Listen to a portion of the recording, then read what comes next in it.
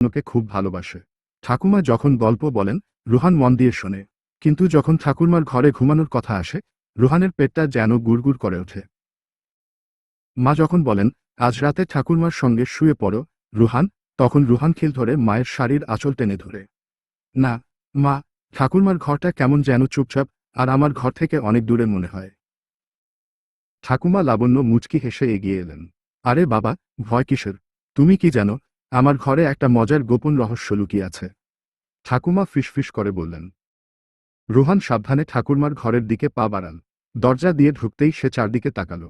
দিনের বেলায় ঘরটা খুব চেনা লাগে, কিন্তু রাতের আলো ছায়ায় সব কেমন অচেনা দেখাচ্ছে। গোপন রহস্যটা কোথায় ঠাকুমা? রুহান জানতে চাইল। লাবণ্য ঠাকুমা তার আলমারির দিকে ইশারা করলেন। এই আলমারির ভেতরে লুকিয়ে আছে আমাদের ছোটবেলার গন্ধ।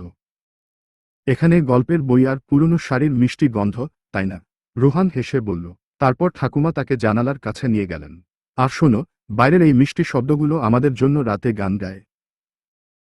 ঝিঝি পোকার ডাক আর পাতার ফিসফিস শব্দ শুনতে শুনতে রুহান বিছানায় শুয়ে পড়ল। ঠাকুমা তাকে কম্বল দিয়ে মুড়ে দিলেন। আজ চাঁদের আলো কেমন সুন্দর নকশা বানাচ্ছে দেখো। ঠাকুমা একটি রূপকথার গল্প বলতে শুরু করলেন। রুহান গল্প শুনতে শুনতে বুঝতে পারল যে ঠাকুরমার ঘর মোটেই ভয়ের নয়। এই ঘরটি ভালোবাসার আর মিষ্টি ঘুমের মতো উষ্ণ। সকালে যখন রুহানের ঘুম ভাঙল, তখন ঘর ভরে গেছে সোনালি রোদ আর পাখির ডাকে। সে একটুও ভয় পায়নি। সে হাসিমুখে উঠে বসল, মনে মনে ভাবল, বাহ, আমি তো ঠাকুরমার ঘরে ঘুমিয়েছি। রুহান তাড়াতাড়ি বিছানা থেকে নেমে ঠাকুরমার কাছে গেল। ঠাকুমা, তোমার গোপন রহস্যটা দারুণ ছিল।